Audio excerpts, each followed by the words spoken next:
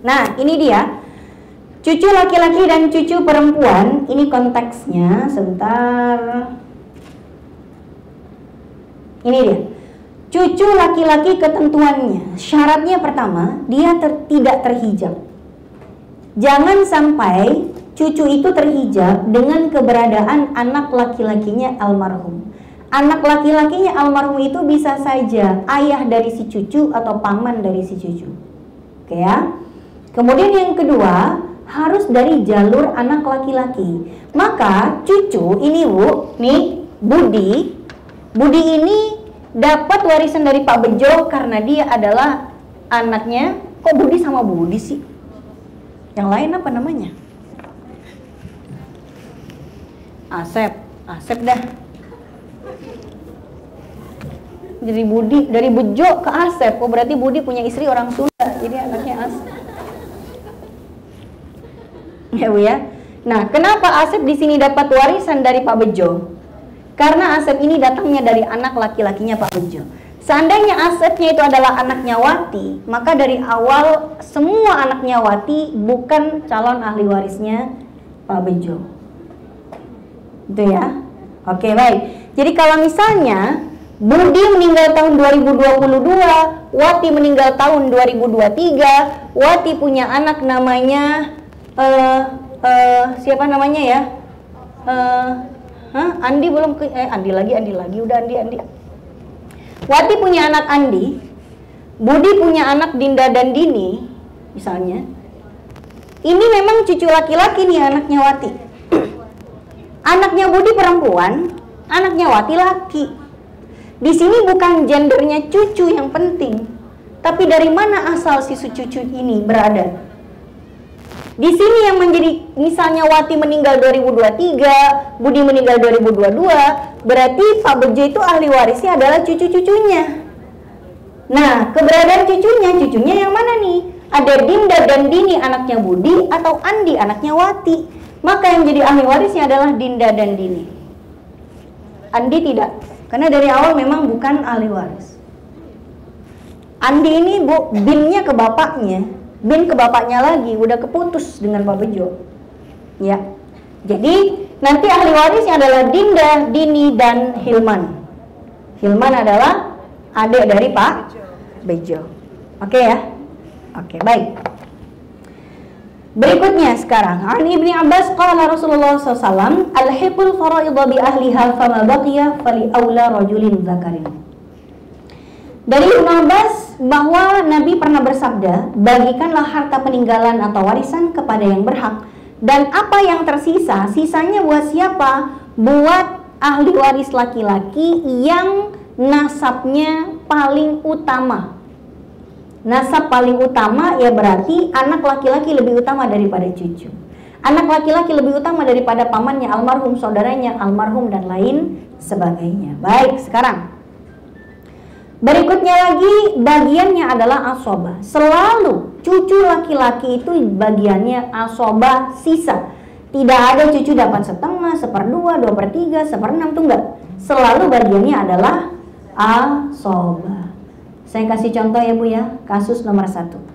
Almarhum wafat meninggalkan istri, anak laki-laki, dan 2 cucu dari anak laki-laki. Bagaimana pembagian hartanya?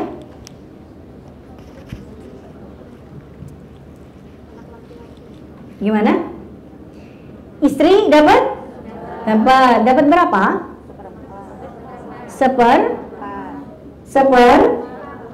Empat apa 8?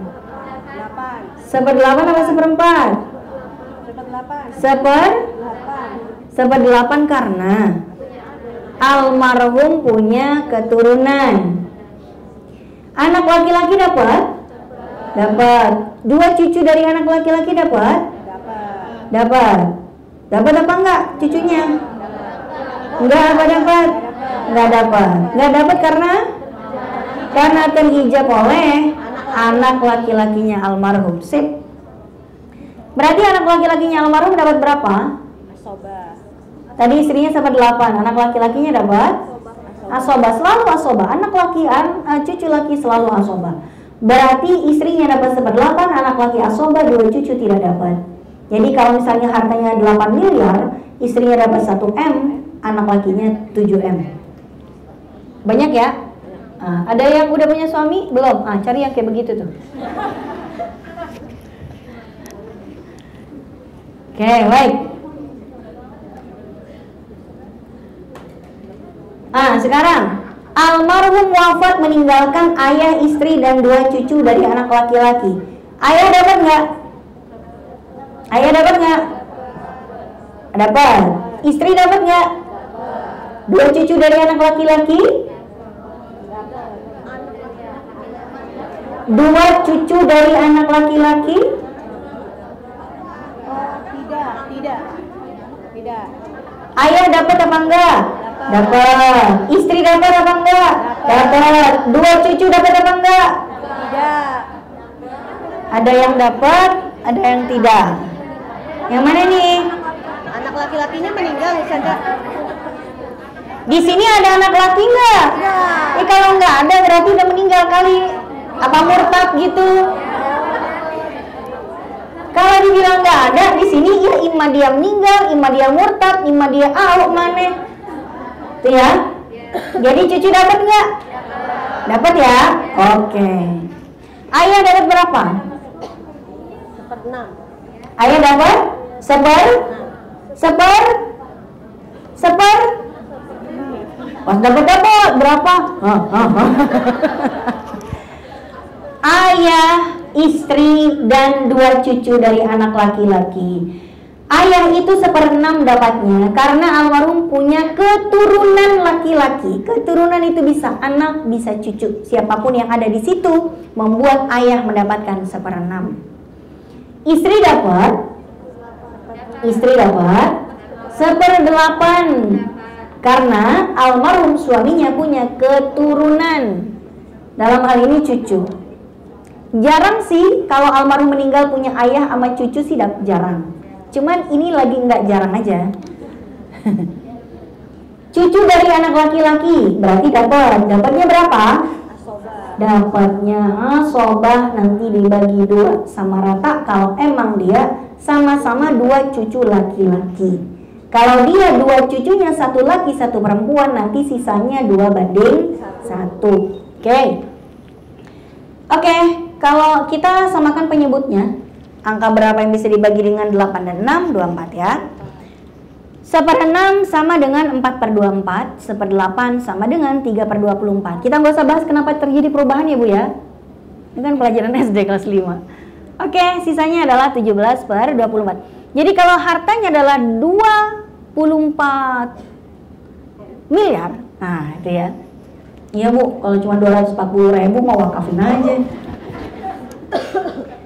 Anggap 24 miliar atau 240 juta atau berapalah. Ya ini pembagiannya seperti ini. Oke, baik. Kalau mau diper8-in, udahlah. Nah sekarang kasus yang ketiga. Almarhum, nih Bu, 3 menit lagi tanya jawab ya. Almarhum wafat meninggalkan ayah, anak perempuan, 2 cucu laki-laki dari anak laki-laki. Ayah dapat nggak? Dapat. Anak perempuan dapat? Dapat. 2 cucu laki-laki dapat nggak? Dapat nggak? Dapat nggak? Dapat ya? Dapat. Cucu laki-laki tidak akan terhijab oleh begitu banyaknya anak perempuan. Walaupun anak perempuannya ada 12, ada 1 cucu laki dapat tuh cucu. Karena cucu laki-laki hanya terhijab oleh anak laki-laki. Berbeda dengan cucu perempuan bisa terhijab dengan anak perempuan yang lebih dari 1. Oke, baik. Posisinya ayah, anak perempuan, 2 cucu dari anak laki. Kok nggak ada anak lakinya di sini gitu ya? Udah kagak usah ditanya Bu, kalau nggak ada berarti nggak ada. Ya, udah meninggal kayak murtad kayak apa kayak, itu ya. Ayah dapat 1/6 karena almarhum punya keturunan laki-laki. Anak perempuan satu-satunya itu dapat 1/2, sisa buat cucu. Kalau cucunya adalah 2 cucu laki-laki berarti sisa bagi 2 sama rata. Tapi kalau cucunya adalah laki-laki dan perempuan berarti 2/1. Kalau 2 cucunya perempuan 1/6. Tapi di sini 2 cucu nggak diterangin apa, anggap aja 2 cucu laki itu. Terus saya perjelas. Di sini anggap aja di situ cucu laki-laki ya. Oke, baik. Sekarang, karena tadi judulnya cucu laki-laki, berarti orientasinya itu semuanya laki-laki. Nah, sekarang kita bahas cucu perempuan. Cucu perempuan itu syaratnya tidak terhijab oleh anak laki-laki dan anak perempuan 2 atau lebih. Kecuali bila ada cucu laki-laki yang bisa menyelamatkan mereka berdua. Nah, ini sudah kita bahas tadi ya. Kemudian harus cucu perempuan itu dari jalur anak laki-laki, dia datangnya bukan dari anak perempuan. Bagiannya bisa 1/2. Syaratnya apa? Kalau dia menjadi cucu satu-satunya dan tidak ada anak perempuan. Oke? Nih Bu, Pak Budi udah meninggal, Bu Wati udah meninggal, ada Dinda doang. Ini misalnya nih Bu, ini kan Budi udah meninggal duluan, ini Wati meninggal duluan. Begitu Pak Bejo hari ini meninggal, dia yang dapat bagian warisan siapa? Dinda dan Dini. Kalau di sini cuma ada Dinda saja seorang, nggak ada Dini ya, maka Dinda itu dapat 1/2. Tapi karena dia berdua, maka nanti dia dapat 2/3. Atau misalnya di sini ada Dinda, ada Dini, ada Dina, ada Diner, ada Dinu, apa, wah cewek banyak. Itu jatahnya 2/3 dibagi rata. Oke? Kemudian berikutnya lagi 2/3 jika berdua atau lebih. Kemudian berikutnya lagi 1/6 jika ada 1 anak perempuan dan tidak ada cucu laki-laki seperti yang kita sampaikan. 1/2 untuk Wati, Dinda dan Dini dapat 1/6. Jatah 2/3 untuk keturunan perempuan saja dan tidak ada keturunan laki-laki. Asobah jika ada cucu laki-laki. Kalau ada Dinda, ada Dini, ada Asep, maka mereka dapat asobah bareng-bareng. Oke ya? Nah, ini udah dijelasin. Perasaan udah sejam ya? Udah sejam aja. Oke, baik, kalau begitu kita saya serahkan kembali ke Mbak Liza. Kalau ada tanya jawab silakan, atau tidak ada pertanyaan juga silakan. Bagaimana teman-teman? Ini belum ada yang bisa. Mbak Asri tadi benar Ustazah? Siapa? Waktu jawab cucu yang pembenaran dari Mbak Elisa. Oh iya, berarti untuk beliau ya? Saya aja ya. Oke, silakan. Silakan. Saya sampaikan. Silakan.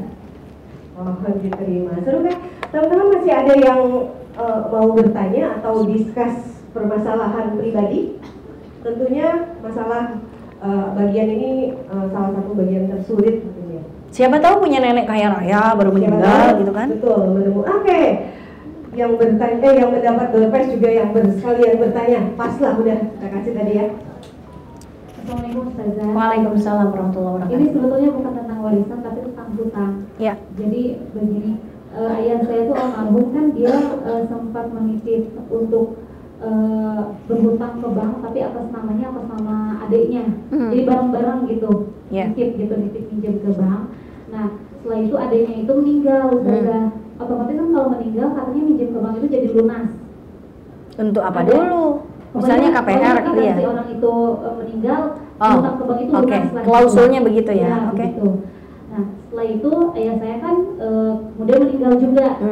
Nah, tapi si hutangnya ini otomatis kan harusnya ke bank kan udah nggak ada asuransi lagi, tapi anak dari adiknya ayah saya itu nagih gitu ke istrinya ya, ke ibu saya gitu. Berarti itu masuknya hutang ayah saya atau gimana Mas Reza? Bank emangnya nagih? Banknya enggak nagih. Yang ngasih utangan bank kan?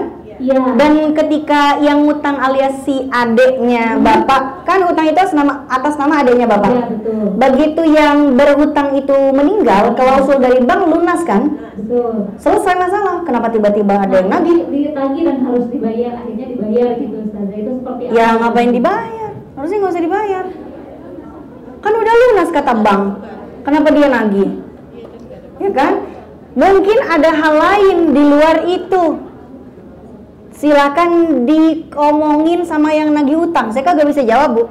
Kenapa tiba-tiba ada yang nagih bapaknya ibu, ibunya ibu, anak laki-lakinya paman, sepupunya Mbak ya. Sepupunya Mbak nagih ke ibunya Mbak. Tanya sama dia, lu nagih apaan? Kalau saya ditanya, saya kagak tahu dia nagih apaan. Kenapa? Karena sudah dianggap lunas oleh bank. Mungkin ada utang lain dari bapak di luar apa yang dipinjamkan dari bank. Ya, Tolong ditanya itu utang apaan. Nggak tahu tuh utang apaan. Tiba-tiba ibunya bayar. Bilangnya sih emang itu hutang yang dari bank itu katanya gitu. Utang dari bank itu. Harusnya nggak dibayar nggak apa-apa. Enggak, harusnya enggak.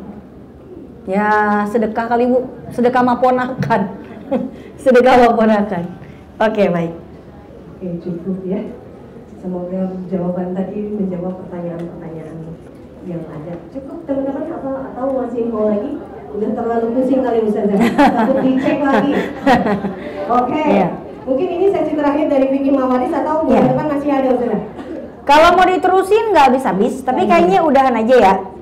Ya, soalnya nanti paling pembahasannya paman-paman, sepupu-sepupu, ponakan-ponakan itu yang, tapi kan jarang-jarang kan ada yang ponakan dapat warisan tuh jarang ya. Kecuali ada tante sebatang kara, punya ponakan doang, itu ntar dia dapat. Tapi jarang-jarang kayak begitu. So yang jarang-jarang kayak gitu mungkin kita skip dulu. Bulan depan kita mulai fikih puasa tentang fikih Ramadan untuk muslimah sebagai persiapan memasuki bulan Ramadan, karena banyak sekali masalah Ramadan yang berkaitan dengan perempuan, seperti bagaimana kalau suci di malam hari belum mandi, bangun-bangun tahu-tahu udah subuh, lanjut puasa apa libur lagi, itu kan. Terus gimana nih kalau misalnya udah suci dari haid, udah mandi, besoknya puasa, 2 hari kemudian haidnya datang lagi, itu puasa di tengah-tengah fase haid, kudu diganti apa enggak? Gitu ya. Tiba-tiba malamnya habis berhubungan badan, udah puasa, udah mandi, udah apa, jam 8 keluar sesuatu dari kemaluannya, itu batalin puasa atau tidak? Hamil dan menyusui tidak puasa Ramadan qadha atau fidyah? Bolehkah minum pil penunda haid selama puasa biar kagak usah haid di bulan Ramadan, dan lain sebagainya, DLL DSB. Insya Allah itu akan kita bahas bulan depan. Sabar ya teman-teman, kita bahas di bulan depan pas persis sebelum Ramadan. Baik, selesai sudah kajian kali ini. Kita doa bersama dari doa penutup dari Ustazah dan Aini, dan teman-teman mohon doa juga untuk ayahanda dari Anissa R+ yang saat ini sedang dirawat di ICU dan sudah 5 hari, dan rencananya jam 11 tadi dilakukan operasi. Semoga Allah berikan kesembuhan dan segera pulang ke rumah untuk berkumpul bersama keluarga atas nama Bapak Yana Suyandana bin Jaja Sukarja. Kita mohonkan doa ya Ustazah Aini untuk beliau dan doa penutup sekalian dari Ustazah. Mari kita sama-sama berdoa, mudah-mudahan Allah berikan kita kesehatan, dan mari kita bacakan surat Al-Fatihah untuk Bapak Yana Suyandana yang saat ini sedang sakit, dan kita juga tujukan untuk orang tua kita yang kurang sehat, untuk diri kita, untuk keluarga kita yang kurang sehat semua. Semoga Allah angkat penyakitnya, angkat penyakit kita, Allah sembuhkan sebagaimana semula. Amin ya rabbal alamin. Ala hadhihi wa likulli niyatin shalihah. Al-Fatihah. A'udzu billahi minasyaitonir rajim. Bismillahirrahmanirrahim. Alhamdulillahirabbil alamin. Arrahmanir rahim. Maliki yaumiddin. Iyyaka na'budu wa iyyaka nasta'in. Ihdinas siratal mustaqim. Shiratal ladzina an'amta 'alaihim ghairil maghdubi 'alaihim waladdallin. Amin. Allahumma shfi anta syafi la shifaa illa shifaa'uka shifaan la yughadiru saqaman wala alaman. Amin ya rabbal alamin. Mari kita sama-sama juga menutup kajian ini dengan doa. Semoga Allah berkahi, berikan ilmu yang bermanfaat. Amin ya rabbal alamin. Allahumma shalli wa sallim ala sayyidina Muhammad wa ala ali sayyidina Muhammad hamdan yuafi ni'amahu wa yukafi'u mazidah. Ya rabbana lakal hamdu wa lakal syukru kama yanbaghi li jalali wajhikal karim wa 'azimi sultanik. Rabbana taqabbal minna salatana wa siyamana wa ruku'ana wa sujudana wa takhashu'ana wa tadarru'ana wa ta'abbudana wa tamim taqsirana ya Allah ya arhamar rahimin. Rabbana fa'alna bima 'allamtana wa 'allimna ma yanfa'una warzuqna 'uluman tanfa'una. Rabbana atina fid dunya hasanah wa fil akhirati hasanah wa qina adzabannar. Subhana rabbika rabbil izzati amma yasifun wa salamun alal mursalin walhamdulillahi rabbil alamin. Assalamualaikum warahmatullahi wabarakatuh. Untuk ustazahnya ini bagus banget ya Kak, pemilihannya terutama untuk penyampaiannya nih sangat luas, terus sangat kita cepat mencerna apa yang didapat dari ustazahnya, walaupun ini ilmunya benar-benar kayak tematik ya, kayak matematik gitu, hitung-hitungan. Ini juga dengan pengenalan beliau, menjelaskannya dengan cara seperti itu sih sangat mudah kita tangkap ya secara seluruhannya. Di tengah-tengahnya juga sambil lucu-lucuan. Iya, ada lucu-lucuannya juga. Terus kitanya juga nggak yang terlalu kayak mikir banget, oh seperti ini ya, oh gini gambarannya. Jadi ada visual secara grafis ditulis sama beliau, itu cukup membantu banget sih. poin-poinnya itu adalah sebenarnya poin-poinnya itu tadi banyak banget ya, turun-turunan dari hijab. Kita tahu layer-layer kayak oh kayak seperti ini ya, ilmu faraid itu ilmu pembagian ahli warisnya tuh seperti ini. Nanti di hijabnya untuk anak laki-laki, cucu laki-laki, perempuan itu untuk kedepannya nanti kita kan semua pasti berkeluarga ya. Nanti kedepannya kita pasti akan bagaimana keluarga kita kedepannya itu untuk ilmu kita itu tuh berguna banget sih Kak, kayak tadi anak laki-laki terhijab, terus wanita seperti apa, perempuan itu seperti apa, itu sangat membantu kita banget sih, pengetahuan banget buat kita. Oh ya, pesan untuk pesan-pesannya kalau menurut saya nggak terlalu banyak ya pesan-pesannya. Untuk kajian ini ternyata ya untuk saya yang agak jarang mengikuti kajian ini bagus banget, ilmu-ilmunya bagus banget dan kayak pokoknya intinya nggak banyak pesan sih. Terus seperti ini nanti kemungkinan ke depan-depannya mungkin fikih-fikih yang lainnya yang sangat kita tunggu, atau ilmu tentang tauhid juga yang kita tunggu, ilmu-ilmu lainnya lah yang sangat kita tunggu. Ini bagus banget. Menurut saya tema kali ini tuh cukup bagus, dan untuk saya yang jarang untuk mengikuti kajian-kajian seperti ini tuh cukup terbuka ya, jadi pikirannya tentang ahli waris gitu-gitu, jadi saya sedikit paham gitu tentang tema hari ini. Saya mudah dimengerti ya, karena beliau ini juga memberikan kayak gambaran yang gampang banget untuk kita pahami gitu. Sebagai yang mendengarkan kajian ini tuh jadi juga pembawaan beliau juga cukup mudah dipahami. Jadi menurut saya bagus sih, seru. Mungkin poin-poin tentang ahli waris itu yang sebelumnya saya juga kurang memahami ya tentang ahli waris itu, di keluarga saya juga seperti itu, dan setelah saya dengerin kajian tadi saya jadi paham tentang penghijaban gitu-gitu, terus pembagian ahli waris gitu, saya jadi paham sih. Untuk pesan sih menurut saya tadi mendengarkan kajian majelis ya, itu cukup bagus, dan mungkin di kajian berikutnya bisa lebih ditingkatin lagi, mungkin bisa lebih baguskan lagi gitu. Udah sih gitu.